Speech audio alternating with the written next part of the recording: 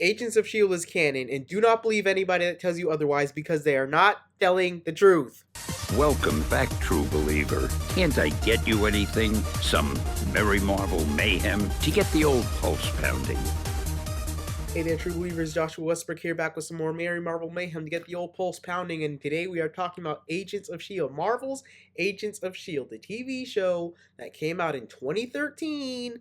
That to this day, for some reason, there's a group of people that do not think it's canon. And I'm not talking about people that just don't think it's canon. Like, these people will get like vehemently angry at you if you suggest that Agents of S.H.I.E.L.D. is canon. Like, they will start fuming and like yelling and calling you names. Like, what did I do? You know, like it's not. First of all, it's not that deep. Second of all, they're getting mad for no reason because they're wrong. No, that's why they're getting mad. They're getting mad because they're wrong. Because Agents of S.H.I.E.L.D. is 100% is and always will be canon.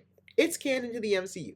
It started out canon. It ended canon. Literally, the first episode, I remember specifically because when Agents of S.H.I.E.L.D. first aired, when the first episode aired, it was the same day that Iron Man 3 came to Blu ray and DVD. And in the first episode, they mentioned Extremis, which was a big deal in Iron Man 3 because it got injected into Mike Peterson, who became Deathlock eventually. Like, that's a direct connection to Iron Man 3. And the thing that everybody says is that, oh, the show mentioned the movie a bunch of times, but the movies never mentioned the show. That's not true. There are two very specific instances. One was in Age of Ultron, where Nick Fury flies up with the helicarrier. When Sokovia's in the air, Black Widow and Captain America were like, well, I guess we'll die up here. But then the helicarrier flies up and Nick Fury's like, hey, hope you like the view, Romanoff. And they're like, where did you get that helicarrier? And he said, oh, dusted off a few mothballs, called a few old friends.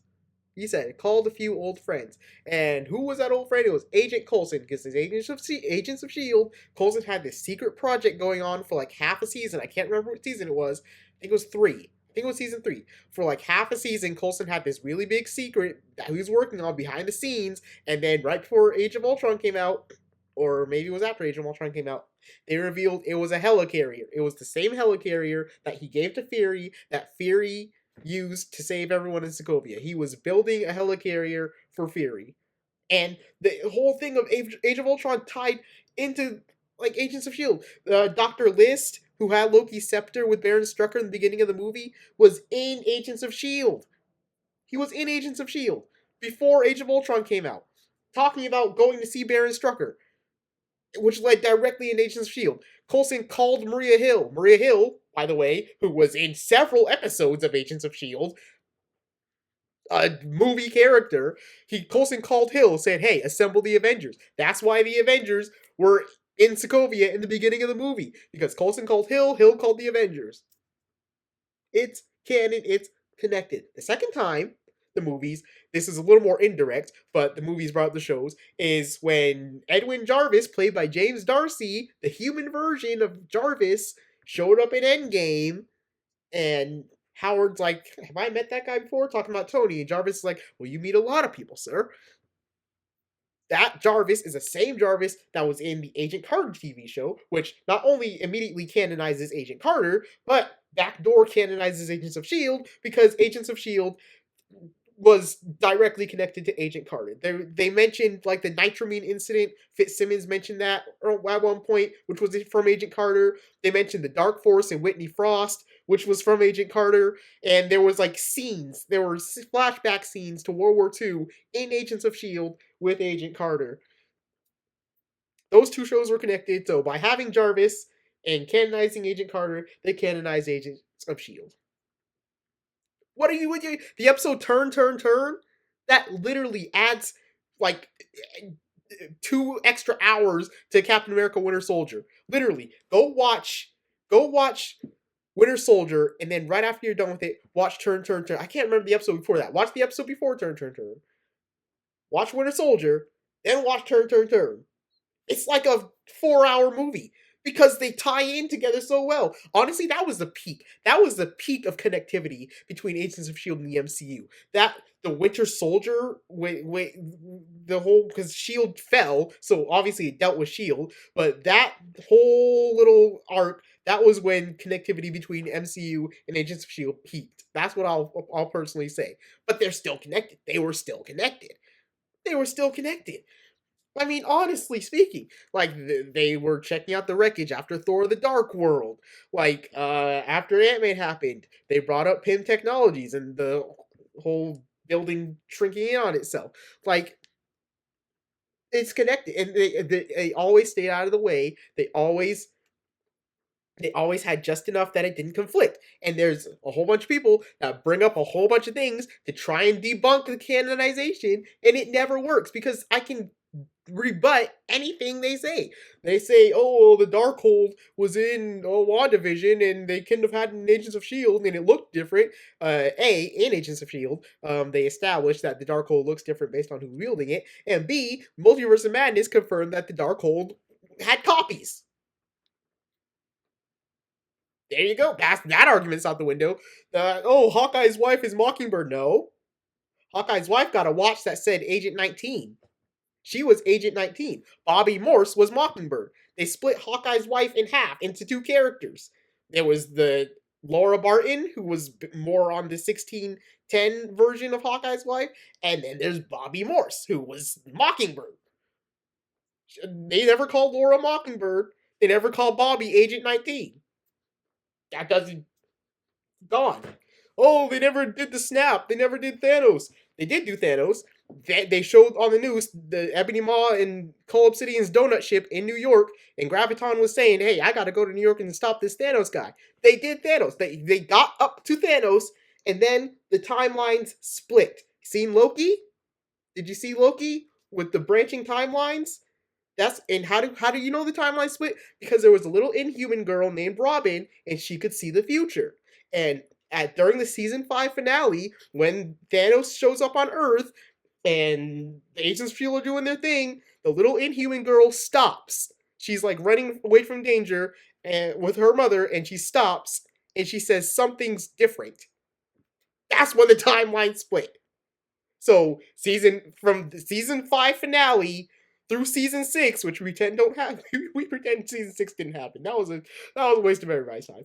And then season 7, they were on a different timeline because in season 7, Fitz came back through time using the technology and methods they used in Avengers Endgame and said, "Hey, we're on a different timeline. We need to get back to the sacred time." He didn't say the sacred time, but essentially he said, "Hey, we somehow split from our timeline. We need to get back to the sacred timeline." And then, so at the season 7 finale, they got back onto the sacred timeline. So, if you want to argue, season 6 of Agents of S.H.I.E.L.D. and every episode except for the last one of season 7 are not canon because they're on a different timeline. So you can say that. Good, because season 6 sucks, and season 7 was great, but it is on a different timeline. So yes, okay, I'll amend my statement. Season 6 and most of season 7 of Agents of S.H.I.E.L.D. are not canon. Season 1 through 5 and the last episode of 7 are. And it is irrefutable. I dare you. Mention anything in the comments. Anything. I will refute you because they have stayed out of each other's way. They do not step on each other's toes. There's nothing.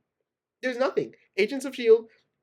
has never done anything to decanonize itself, and the MCU has never done anything to decanonize Agents of S.H.I.E.L.D. It's that simple. And I don't know. I'm just tired of this. I'm tired of this argument of people like saying Agents of S.H.I.E.L.D. isn't canon. It is. It is. There's no reason it isn't. So many characters crossed over. I already mentioned Maria Hill, Agent Coulson, obviously. There was Agent Blake, who was what was he in? He was in that Marvel one shot. The item 47 with the couple found the Shatari weapon. He was in that. He sent Sitwell to go, Agent Sitwell, Agent Sitwell was also in Agents of S.H.I.E.L.D. and he was in the MCU. Agent Blake also had a brief. I think he cameoed in the Avengers, and then Agent Sitwell was obviously in the Avengers and Winter Soldier when he turned out to be Hydra, which they mentioned in Agents of S.H.I.E.L.D. Director Garrett said, "Hey." Not Director Garrett, John Garrett, sorry. He said, "Hey, I know some of you guys worked for Sitwell, do the right thing," and then they turned and shot the other agents because they were Hydra. Um, Powers Booth character, Gideon Malik, um, a member of the World Security Council. He was the shadowy figures Nick Fury was talking to in the first Avengers movie. He was on the World Security Council, and then he was in Agents of Shield. And Phil Coulson said, "Oh, he served on the World Security Council." I already said Dr. List in Age of Ultron, Agents of Shield. Um, I know I'm forgetting a bunch of them. There were Lady Sif, Lady Sif, um, from the Thor movies. She was in Agents of Shield. Like, what are we doing? What? Why are we saying it's not canon? Why are we saying it's not canon? Agents of Shield is 100% canon. Of course, Agent Carter. Some of the Howling Commandos too. They had Dum Dum Dugan. They had Jim Morita. Canon. Like what are we doing? Oh, you know, eh, I don't know. I can't do it. I can't do it. I know I'm forgetting some. There were so many characters that were in the MCU that were in Agents of Shield because it was canon. And Agents of Shield is just a peak show. If you haven't watched it by now, first of all, season 4 is not only the best season of Agents of Shield, it's the best season of television I've ever seen. Period. Go watch it. Go watch Agents of Shield. You can go ahead and skip season 6. We don't need to talk about season 6. But Agents of Shield is canon, guys. Like, come on. Nick Fury, duh.